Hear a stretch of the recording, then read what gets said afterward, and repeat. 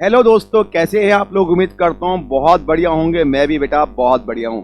तो दोस्तों, हम लोगों ने लास्ट क्लास में एम्प्लॉय कॉस्ट कंप्लीट कर लिया था। तो आज हम करेंगे एम्प्लॉय कॉस्ट के एम्प्लॉय कॉस्ट के केस सिनेरियो, मतलब केस सिनेरियो के क्वेश्चंस हम लोग सॉल्व करने वाले हैं।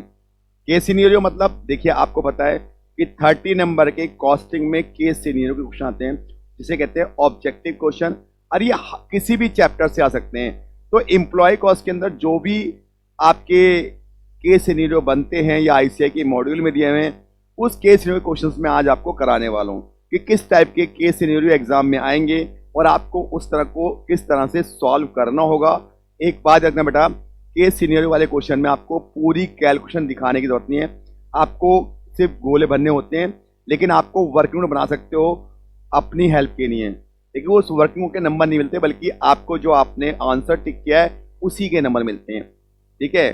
तो जो गोले बनने होंगे जैसे फाउंडेशन में आप लोगों ने कहा था, वहां पे तो नेगेटिव मार्किंग मिलेगी बेटा, यहाँ पे नेगेटिव मार्किंग नहीं है। तो आपको सबको पता है। तो चलिए स्टार्ट करते हैं। एम्प्लॉय कॉस्ट के केस सिनेरियो वाले क्वेश्चन कैसे आते हैं, हम उसको कैसे सॉल्व करेंगे और आप लोग उन क्वेश्चन को कैसे सॉल्व करेंगे। तो चलिए हम चलते हैं अपनी स्क्रीन की तरफ, जिसमें आपको सारे क्वेश्चंस कराते हैं एम्प्लॉय कॉस्ट से रिलेटेड केस सिनेरियो क्वेश्चन।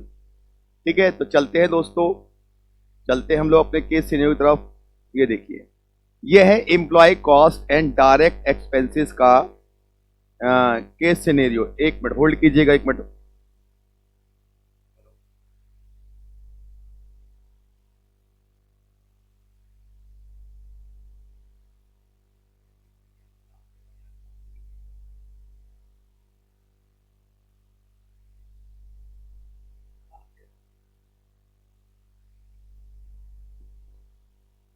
हाँ जी, तो केस सिनेरियो के जो क्वेश्चंस हैं उनको हम लोग सॉल्व करेंगे। ठीक है बेटा, तो चलते हैं हम केस सिनेरियो की तरफ फटाफट से। ये रहा केस सिनेरियो का क्वेश्चन। देखिए, केस सिनेरियो का फर्स्ट क्वेश्चन आपका ये रहा। क्या कह रहा है? The board of J limited has been apprised by the general manager that employ attrition rate in the company has increase. कह रहे हैं एम्प्लॉय का जो रेट है, कौन सा, लेबर टर्नओवर रेट, वो बढ़ रहा है। तो वो कह रहा है कि भाई साहब, the following fact has been increase. तो कुछ फैक्ट जनरल मैनेजर ने बताया। क्या फैक्ट बताया भाई साहब? कि जब एम्प्लॉय चला गया तो कुछ ना कुछ दिक्कत तो होगी। Time period of new recruitment, कह रहा है 50,000 घंटे जो है ट्रेनिंग पे चले गए। जो हमने नए वर्कर अपॉइंट किए, ऑब्वियस बात है, नए वर्कर जब कंपनी में आएंगे तो 50,000 घंटे उन पे ट्रेनिंग में चले गए। During this period the productivity is 60% of experience worker. कह रहा है जो कंपनी में पहले एक्सपीरियंस वर्कर थे, उनकी प्रोडक्टिविटी का केवल 60% ही यहां पर काम हुआ है। Time required by an experience worker, और जो टाइम रिक्वायर्ड है एक्सपीरियंस वर्कर के द्वारा वो 10 आवर्स है। मतलब 1 घंटे में वो 10 यूनिट बनाते थे। 10 घंटे में 1 यूनिट बनाते थे। इसके अलावा अगर मैं टोटल 50,000 घंटे अगर वो काम करते, कौन से, एक्सपीरियंस वर्कर की बात कर रहा हूं, तो बताओ वो कितने यूनिट बनाते। तो मैं यहां पे एक छोटा सा वर्क नोट साथ में करता चलता हूं। भाई 50,000 घंटे की बात कर रहा है, 10 आवर में 1 यूनिट बन रहा है। तो नंबर यूनिट कौन से, जो हमारे एक्सपीरियंस वर्कर है। तो अगर मैं एक्सपीरियंस वर्कर की बात करूं, unit produce by experience worker, experience worker, भाई 50,000 घंटे में कितने बनाएंगे, 10 से डिवाइड कर दो। तो एक्सपीरियंस वर्कर 5,000 यूनिट बनाते। क्या इतनी बात समझ में आई? लेकिन जो कह रहा है, जो ट्रेनिंग वाले वर्कर है, ट्रेनिंग वाले वर्कर, भाई वो तो नए नए हैं, उन्हें एक्सपीरियंस है नहीं। तो उनकी प्रोडक्टिविटी कितनी है, न्यू वर्कर की, new worker productivity, worker produce unit, वो कितने बनाएंगे भाई? 5,000 का केवल 60% बनाएंगे, मतलब 3,000 यूनिट वो बनाएंगे। इतनी बात समझ में आई बेटा? 3,000 यूनिट। अरे कहां भाग रहा है? मतलब जो आपके एक्सपीरियंस वर्कर है वो 5,000 यूनिट बना रहे थे, लेकिन जो फ्रेश वर्कर है वो केवल आपके 3,000 यूनिट बना रहे हैं। राइट बेटा, 3,000 यूनिट बना रहे हैं। उसके बाद आप इधर आ जाइए, इतनी बात सुनाई। 20% output during the training period was defective. कह रहा उन्होंने जितना भी आउटपुट बनाया था ट्रेनिंग के दौरान उसका 20% डिफेक्टिव हो गया। तो डिफेक्टिव यूनिट कितने हो गए? डिफेक्टिव यूनिट्स हो गया आपके, उन्होंने बनाए थे 3,000, क्योंकि फ्रेश वर्कर 3,000 बनाए, इसका 20% डिफेक्टिव हो गया, मतलब 600 यूनिट डिफेक्टिव हो गए। ठीक है, बात समझ में आई? कह रहा है 20% output during this period was defective, कि 3,000 यूनिट का 20% डिफेक्टिव है, तो 600 डिफेक्टिव हो गए। वो कह रहा है कॉस्ट ऑफ रेक्टिफिकेशन और डिफेक्टिव, कह रहा है उसको जो ठीक कराने की कॉस्ट है, अब ठीक कराने की कॉस्ट कितनी है भाई? 25 रुपए पर मिनट। तो डिफेक्टिव कॉस्ट कितनी होगी, फटाफट से बताओ। डिफेक्टिव कॉस्ट 600 यूनिट इंटू 25, तो 600 इंटू 25 की मल्टीप्लाई करो बेटा, 600 इंटू 25, तो 15,000 कॉस्ट आ गई डिफेक्टिव की। कि अगर यूनिट खराब हो जाते हैं तो उनको अगर हम ठीक कराते हैं तो 15,000 रुपए खर्च होते हैं। चलो, ये 15 डिफेक्टिव। उसका कह रहा है potential productive are loss to delay in recruitment. कह रहा है भाई साहब, जब हमने वर्कर की अपॉइंटमेंट करी तो उनका पहले इंटरव्यू हुआ होगा, उस वक्त पूरे प्रोसेस में 1,000 घंटे का लॉस हो गया। 1,000 घंटे प्रोडक्शन नहीं हुआ। जब 1,000 घंटे प्रोडक्शन नहीं हुआ तो ऑब्वियस बात है यूनिट कितने नहीं बने होंगे, तो यूनिट का लॉस कितना हुआ? यूनिट लॉस भाई, जो 1 लाख घंटे है, 1 लाख घंटे प्रोडक्शन नहीं हुआ। अब प्रोडक्शन नहीं हुआ तो कितने यूनिट का लॉस हुआ? तो 1 लाख यूनिट का, 1 लाख यूनिट आवर्स का, और एक को बनाने में कितने घंटे? 10 घंटे। इसका 10,000 यूनिट क्या हो गए? लॉस्ट हो गए due to delay in recruitment, recruitment के डिले की वजह से। ठीक, अब कह रहा है जो यूनिट बिकता वो 180 रुपए सेलिंग प्राइस था, जिसमें पीवी रेशियो 20% है। मतलब कि अगर 180 रुपए का एक यूनिट बिक रहा था, उसमें मुझे 20% पीवी रेशियो, मतलब कॉन्ट्रीब्यूशन 20% का मुझे हो रहा है, तो कंपनी को केवल 20% का फायदा हो रहा था। Settlement cost of the worker leaving the organisation, अगर वर्कर कंपनी को छोड़ के जाते हैं तो 1,83,480 रुपए उनको देने पड़ेंगे। भाई मैं जा रहा हूं कंपनी छोड़ के, ला मुझे निकाल 1,83,000। फिर कह रहा है रिक्रूटमेंट कॉस्ट कितनी है? 1,56,340। नए वर्कर भर्ती करोगे तो 1,56,340 रुपए देने पड़ेंगे, तो वो भी कंपनी का लॉस। ट्रेनिंग पर 1,13,180 रुपए देने पड़ेंगे, ये भी कंपनी का लॉस। चलो भाई, कंपनी तो लॉस ही लॉस में जा रही है भाई साहब। अब आ जाओ हमारे मल्टीपल चॉइस क्वेश्चन। अब हम करते हैं मल्टीपल चॉइस क्वेश्चन। क्या दे रहा है वो कह रहा है पहला क्वेश्चन देखो बेटा, ऑब्जेक्टिव क्वेश्चन है। मैंने पहले बोला वर्किंग नोट आप जैसे मर्जी बना दो, लेकिन आपको जो गोले भरने उनके वो ठीक भर लेना। वो कह रहा है how much quantity of output is loss due to labour turnover. कह रहा है लेबर टर्नओवर की वजह से कितनी क्वांटिटी का लॉस हुआ, मतलब जो वर्कर कंपनी को छोड़ के चले गए, उनको हमने नया भर्ती किया, ट्रेनिंग पे खर्चा किया, उनकी वजह से कंपनी को कितने यूनिट का लॉस हुआ। तो कंपनी को दो जगह यूनिट का लॉस हुआ। एक, जो 1 लाख घंटे बर्बाद हुए थे वहां पे यूनिट का लॉस हुआ था। दूसरा, वर्कर की जो कैपेसिटी कम हो गई थी उसकी वजह से यूनिट कम हुए, तो वहां पे भी लॉस हुआ। तो बताओ कौन कौन सा लॉस था? फटाफट जाइए जरा उस लॉस को देखिए आप लोग। ये देखिए, जब नए वर्कर मैंने अपॉइंट किए थे तो 5,000 बनते थे, लेकिन नए वर्कर बनने में 3,000 यूनिट बने। मतलब एक्सपीरियंस वर्कर 5,000 बनाते थे, नए वर्कर 3,000 बना रहे हैं। ऑब्वियस बात है, तो नए वर्कर अगर 3,000 बना रहे हैं और पुराने वर्कर 5,000 बना रहे थे, तो कितने का लॉस हुआ सर? 2,000 यूनिट का। क्योंकि 5,000 पहले बनते थे, नए वर्कर आए, उन्हें एक्सपीरियंस नहीं था, तो 3,000 बनाए, तो 2,000 का लॉस तो ये हो गया। उसके बाद बेटा और कौन सा लॉस था, इधर आ जाओ। उसके बाद जो 1,00,000 घंटे आपके वेस्ट हुए, 1,00,000 घंटे पे 10 रुपए का 10 घंटे लगते हैं एक को बनाने में, तो 10,000 यूनिट का लॉस ये हो गया।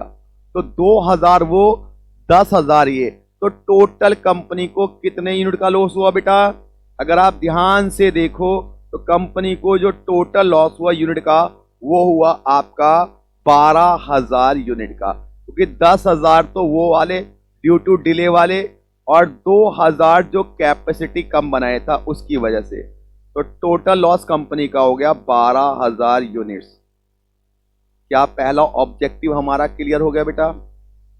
आई होप समझ में आ गया होगा पहला ऑब्जेक्टिव हमने कैसे निकाला। ठीक है, हमने क्वेश्चन पढ़ते चले गए, हमने उनका साइड में वर्कनोट बना लिया, उसके हिसाब से हमने क्वेश्चन सॉल्व कर लिया। क्या आपको समझ में आया बेटा? आपको समझ में आया? जल्दी बोलो। ओके सर, आ गया। चलो अब आगे बढ़ते हैं, आगे बढ़ते हैं अगले क्वेश्चन की तरफ। क्या कह रहा है? How much loss in the form of contribution company इनकर ड्यू टू एलटीआर।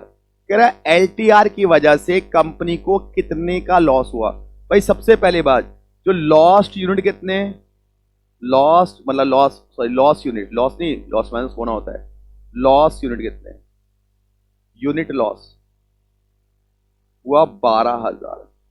अब एक यूनिट हम कितने का बेच रहे थे बेटा? एक यूनिट हम बेच रहे थे 180 का, 180 का बेच रहे थे, जिसमें 20% का पीवी रेशियो है।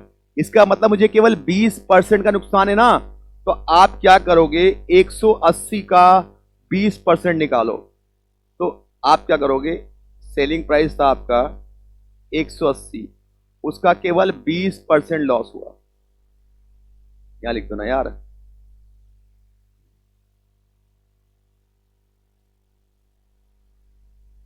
तो क्या करोगे, 180 का 20% लॉस हुआ, 20% मतलब 20% का नुकसान हुआ। ठीक है बेटा? ओहो माइक गिर गया। तो सेलिंग प्राइस था 180 और पीवी रेशियो था आपका 20%, तो कंट्रीब्यूशन कितना हो गया? कंट्रीब्यूशन हो गया आपका 180 का 20% आपका लॉस हुआ, तो ये हो गया 180 इंटू 20%, 36 रुपए का, मतलब एक यूनिट पे आपको 36 रुपए का लॉस हुआ। अब 12,000 यूनिट हैं और एक पे आपको 36 का लॉस हुआ, तो टोटल लॉस कितना हुआ सर? 12,000 यूनिट का लॉस हुआ, एक पर 36 का लॉस, तो 12,000 इंटू 36 मतलब 4,32,000 कॉन्ट्रीब्यूशन का लॉस हुआ। तो ऑप्शन नंबर ए इज 4,32,000। पहले हमने क्या किया, यूनिट निकाले, कितना लॉस हुआ, 10,000 उसकी वजह से, 2,000 उसकी वजह से, तो टोटल 12,000 का लॉस हुआ। उसमें से एक यूनिट पर 36 रुपए, तो 36 से इंटू कर दिया, तो 4,32,000 का उसका नुकसान हो गया। चलिए आगे, अगला कॉस्ट ऑफ रिपेयरिंग डिफेक्टिव। ये तो हमने निकाला था प्रकरण में कि डिफेक्टिव यूनिट जो थे उसकी कॉस्ट कितनी है। देखो यहां निकाल दिया हम लोगों ने, ये देखो, ये देखो डिफेक्टिव यूनिट कितने थे। कह रहा 3,000 बनाए थे, उसका 20% डिफेक्टिव थे, 600 यूनिट, और एक यूनिट पर 25 रुपए खर्च आ रहा था। तो 600 को मैंने क्या किया था, 25 रुपए खर्चा, तो 600 इंटू 25 से 15,000 रुपए मेरी कॉस्ट आ गई थी डिफेक्टिव की। तो डिफेक्टिव की कॉस्ट आ गई 15,000 रुपए। वेरी गुड बेटा, तो डिफेक्टिव की कॉस्ट हो गई 15,000। ये रहा ऑप्शन। अब अगला पार्ट है, calculate the profit lost by the company due to increase labour turnover. क्या लेबर टर्नओवर की वजह से कंपनी को कितना कितना लॉस हुआ। देखो सबसे पहले तो जो लॉस हुआ वो लिखो, loss due to contribution. Due to contribution कितना लॉस था, 4,32,000 रुपए। प्लस डिफेक्टिव गुड्स बने, उन पर भी कंपनी का खर्च। ऑब्वियस बात है, अगर कोई गुड्स खराब हो जाते हैं तो आपने वर्कर रखे, वो भी तो कंपनी का लॉस है। अगर पहले एक्सपीरियंस वर्कर होते तो कंपनी को लॉस ही नहीं होता भाई साहब। तो डिफेक्टिव यूनिट कॉस्ट एक ये लॉस हुआ 15,000 का। अब इसके अलावा जो जो कंपनी को छोड़ के गए थे वर्कर, उनका सेटलमेंट किया, उनकी ट्रेनिंग करी, वो सारा भी तो कंपनी का लॉस है। देखो कौन कौन सा लॉस है भाई साहब कंपनी का, ये देखो, एक तो है रिक्रूटमेंट कॉस्ट 1,56,340, एक है ट्रेनिंग कॉस्ट और एक है सेटलमेंट कॉस्ट। तो तीन तरह की कॉस्ट है। पहले है सेटलमेंट कॉस्ट, तो पहले सेटलमेंट लिख दो प्लस सेटलमेंट कॉस्ट कितनी थी, 1,83,000 कितनी थी बेटा, एक मिनट 1,83,480, 1,83,480 प्लस ट्रेनिंग कॉस्ट थी। ट्रेनिंग कॉस्ट ये भी कंपनी को लॉस हुआ भाई साहब। ट्रेनिंग का खर्चा कितना हुआ, ट्रेनिंग पे कॉस्ट खर्चा हुआ 1,13,180, 1,13,180, 1,13 कितना था, 1,13,180, 1,13,180। उसके बाद भाई साहब, उसके बाद कौन सा खर्चा हुआ, रिक्रूटमेंट कॉस्ट। रिक्रूटमेंट कॉस्ट कितनी है भाई, जो नए वर्कर भर्ती किए उस पर कितना खर्चा हुआ, देखें जरा कितना खर्चा हुआ, 1,56,340, 1,56,340, 1,56,340।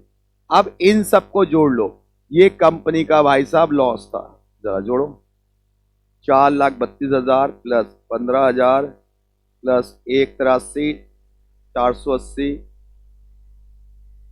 4,32,000 plus 15,000 plus 1,83,480 plus 1,13,180 plus 1,56,340 plus 9 lakh का।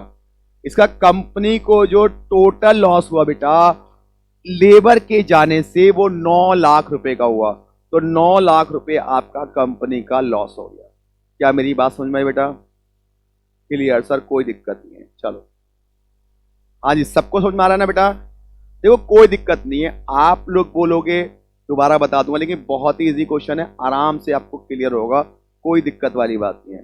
तो 9 लाख रुपए कंपनी का लॉस हो गया ड्यू टू एलटीआर, लेबर के जाने की वजह से। आगे है, how much quantity output loss due to inexperience. ये तो ऊपर निकाला ना इनएक्सपीरियंस की वजह से, देखो निकाला था कि इनएक्सपीरियंस से कितनी क्वांटिटी का लॉस हुआ, ये देखो ऊपर मैंने निकाला था, ये देखो भाई, टोटल एक्सपीरियंस वाले 5,000 बनाते थे, ये 5,000 बनाते थे, लेकिन जो आपके फ्रेश वर्कर आए उन्होंने बनाए 3,000, तो 5,000 बनाते थे 3,000 बनाए, तो कितना एक्स्ट्रा लॉस हुआ, केवल 2,000 यूनिट का इन एक्सपीरियंस वर्कर की वजह से लॉस हुआ। तो क्वेश्चन में पूछ रहा है कि कितना लॉस हुआ इन एक्सपीरियंस वर्कर की वजह से। तो इन एक्सपीरियंस वर्कर की वजह से कंपनी को लॉस हुआ 2,000 यूनिट का। ये चारों पांचों पार्ट मैंने सॉल्व करवा दिया आपको, एक एक चीज। अब इसी का सॉल्यूशन मैंने डिटेल में अच्छे से नीचे करा हुआ है, यहां मैंने आपको करा दिया रफली वर्किंग बना करके। अब नीचे एक बार और देख लीजिए, मैंने अच्छे से इसको करा हुआ बेटा। ये देखिए, एक्सपीरियंस वर्कर 5,000 यूनिट बना रहे थे और न्यू वर्कर ने 30,000 बनाए, तो कितना हुआ लॉस, 2,000 का। ये मैंने वहां पे बनाया था, आपको बताया था कि टोटल 50,000 घंटे का लॉस हुआ था, 10 घंटे में 1 यूनिट बनता है, तो 5,000 हो गया यहां पे। अब total loss of output due to delay requirement, भाई अब वर्कर को रिक्वायरमेंट में डिले हो गया, उसकी वजह से कितना लॉस था पता है आपको, बताया था मैंने, कितना था, 1 लाख का बताया था ना, 1 लाख अभी बताया था ऊपर, डिवाइड बाय 10, तो 10,000 वो रहा, और नए वर्कर के वजह 2,000, तो टोटल लॉस 12,000 हो गया। ये मैंने करा दिया था। कॉन्ट्रीब्यूशन वाला मैंने आपको बता दिया था, 4,32,000 कैसे आया, क्योंकि 180 पे 20% का प्रॉफिट, सॉरी कॉन्ट्रीब्यूशन का नुकसान, और यूनिट कितने थे 12,000, टोटल मल्टीप्लाई करते हैं 432 आ गया। ये भी मैंने आपको ऊपर डिटेल में करा दिया था। Loss due to LTR, sorry defective unit की कॉस्ट निकालना बताई थी कि भाई डिफेक्टिव कितने थे, 3,000 यूनिट थे, उसका 20% डिफेक्टिव थे, और 25 रुपए एक पे खर्च आ रहा था, तो ये 15,000 मैंने उस टाइम करा दिया आपको ऊपर ही। अब आता है ड्यू टू 9 लाख का लॉस था ड्यू टू LTR, कैसा था, loss of contribution 432, cost of defective 15,000 का, रिक्रूटमेंट कॉस्ट 156 यही बताया, ट्रेनिंग कॉस्ट ये भी आपको बताया, सेटलमेंट कॉस्ट, और टोटल मिला के 9 लाख का लॉस हुआ। ठीक है बेटा, ये सारा मैंने रफली किया था, आपको रफली कर सकते हो एग्जाम में, क्योंकि आपका जो पेपर आता है वो ऑब्जेक्टिव होता है, केवल गोले भरने होते हैं, लेकिन सॉल्व करे बिना कैसे भरोगे भाई। और ये था एक्सपीरियंस वर्कर की वजह से लॉस, कितना 2,000 यूनिट, क्योंकि वो टोटल 5,000 बनाते, उसमें से 3,000 आप बना पाए फ्रेश वर्कर, तो 2,000 एक्सपीरियंस वर्कर की वजह से लॉस हो गया। क्या बेटा किसी को इस क्वेश्चन में दिक्कत, पक्का डन, आपको बेटा कोई दिक्कत, आपको बेटा कोई दिक्कत नहीं है, किसी को कोई दिक्कत नहीं है, आपको अच्छा नहीं, डन सर, ठीक है। तो ये पहला ऑब्जेक्टिव था जो बड़ा क्वेश्चन आ सकता है 10 नंबर का एग्जाम में, 15 नंबर का। अब आ जाओ छोटा केस सिनेरियो LTR के अंदर, कि दूसरा केस सिनेरियो कैसा आ सकता है इंप्लॉय कॉस्ट के अंदर। इंप्लॉय कॉस्ट के अंदर दूसरा केस सिनेरियो जो छोटा क्वेश्चन भी बन सकता है, वो क्या बन सकता है, देखो ये रहा, फालसा लिमिटेड पे it's worker on time basis because their service cannot be tangibly measured, company normal working week including 5 days of 8 hours। तो नॉर्मली कंपनी के कितने घंटे काम हुआ, नॉर्मल वर्किंग आवर कितने हो गए, वर्किंग आवर्स भाई देखो 5 दिन है, 8 घंटे के हिसाब से 40 आवर्स हो गए। चलो, some time worker need to work late night which have 3 night of 3 hours. तो लेट वाले आवर्स कितने हो गए, लेट वाले 3 शिफ्ट 3 आवर्स, तो टोटल 9 हो गए, 9 घंटे आपके लेट वाले हो गए। वो कह रहा है कि आपने टोटल 120 यूनिट बनाए और उसमें इंसेंटिव भी दिया, मतलब जो लेट घंटे वो भी काम का पे किया। डेली कितने मिल रहे हैं, 320 रुपए पर घंटा, नॉर्मल का पेमेंट है 320, और नाइट में काम करोगे 450, तो नॉर्मल का वेज कितना बनेगा, नॉर्मल वेजेस बनेगा 40 घंटे हैं 320 के हिसाब से, 40 इंटू 320 तो बनेगा 12,800 बेटा, ये बन गया नॉर्मल। अब आ जाओ बेटा उसकी बात, किसकी बात, नॉर्मल का हो गया। चलिए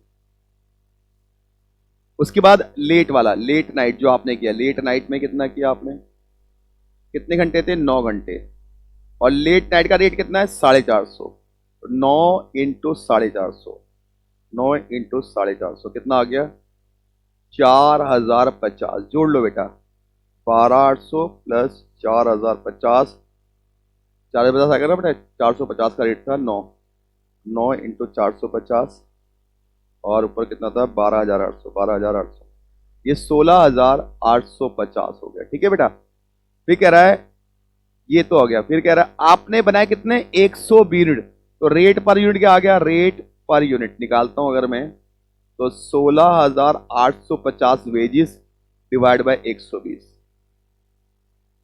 तो ये आ रहा है 140.4 मतलब एक वेजिस, मतलब सॉरी एक यूनिट को बनाने पे 140 रुपए खर्च आ रहा है, क्योंकि वर्कर को हमने पेमेंट जो की 140 रुपए 41 पैसे पर यूनिट का पेमेंट किया। अब आ जाओ नीचे, नीचे क्या कह रहा है बेटा,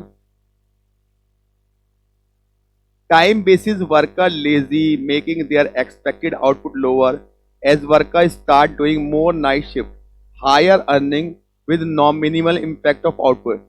कह रहा कि चलो भाई ऐसा वर्क करने का यार लेजी पर छोड़ो और भी काम करते हैं, तो उन्होंने क्या किया तो उसके हिसाब से उन्होंने इंसेंटिव नया वाला डिसाइड किया। उन्होंने कहा भाई नॉर्मल का पेमेंट करेंगे 320 रुपये पर घंटे के हिसाब से, 320 रुपये पर घंटे, जितने घंटे काम करोगे उसका 320 रुपये टाइम के हिसाब से। यहाँ पे पहले था यूनिट के हिसाब से, अब एक टाइम के हिसाब से।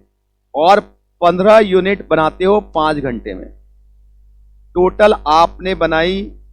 और कह रहा है कि आपको जो पीस वर्क के हिसाब से 15% एडिशनल बोनस मिलेगा आपको बेसिक का। टोटल आपने 135 यूनिट बनाए। अब सबसे पहली बात 165 यूनिट बनाए, पहले बनाए थे 120, अब बना रहा हूं 135। अब 135 के हिसाब से मैं रेट निकालता हूं। भाई 320 रुपये पर घंटा है, लेकिन पहले पता लगाओ कितने घंटे लगे। 5 घंटे में बनते 15 यूनिट, तो बताओ 135 यूनिट कितने घंटे में बनेंगे। 15 यूनिट 5 घंटे में, तो 135 यूनिट कितने घंटे में? सिंपल सी बात है, 15 यूनिट अगर 5 घंटे में बनते हैं तो 1 घंटे में कितने बनेंगे? 3। सिंपल सी बात है ना, 1 घंटे में 3 बनते हैं, तो 135 कितने में बनेंगे? सर 1 घंटे में बन रहे हैं आपके 15 डिवाइड बाय 5, 3 मतलब 1 घंटे में बनते हैं 3 यूनिट। तो 135 बनेंगे कितने घंटे में? 135 डिवाइड बाय 3, 135 डिवाइड बाय 3 मतलब 45 घंटे लग गए। टोटल 45 आवर्स लग गए। अब 1 घंटे का वेज कितना है? 300। तो नॉर्मल रेट, नॉर्मल वेज कितना हो गया भाई साहब? 320 इंटू 45, क्योंकि 45 घंटे काम किया है, तो 320 इंटू 45 मतलब 14,400 नॉर्मल वेजेस हो गई, कि जो नॉर्मल वेजेस पेमेंट करनी थी। उसके बाद कह रहा है वो जो एक्स्ट्रा बेसिक है वो कितना है? 50% ऑफ बेसिक, तो प्लस बोनस समझ सकते हो इसको या कुछ भी, 15% एक्स्ट्रा मिल रही है। तो 14,400 का 15% निकाल दो इंटू 15%, तो आ गया 2,160। तो क्योंकि 15% एक्स्ट्रा मिल रहा है बोनस के रूप में या कुछ भी इंसेंटिव के रूप में, तो 14,400 तो मिल रहा है 16,560। मतलब जो उसकी वेजेस बनती है 135 यूनिट बनाने की, अब बनती है 16,560। तो रेट निकालना वेजेस का कितना होगा बेटा? 16,560 डिवाइड बाय 135, 135 तो 122.66 आ रहा है। अब क्वेश्चन क्या पूछा है देखते हैं।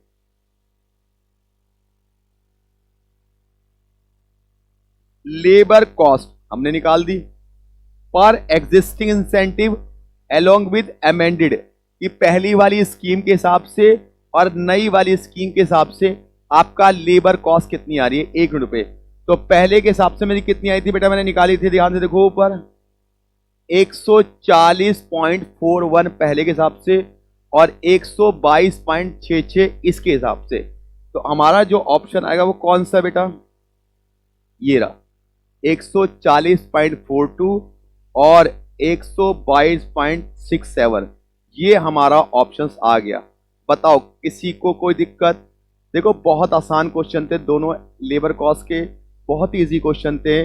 अब मैंने इसको डिटेल में भी नीचे सॉल्व किया हुआ, यहाँ पे देखो ध्यान से। नॉर्मल वर्किंग आवर्स निकाला, 5 दिन थे, 8 घंटे हिसाब से 40 घंटे, 3 नाइट थी, 3 घंटे 9 घंटे, टोटल प्रोडक्शन 120।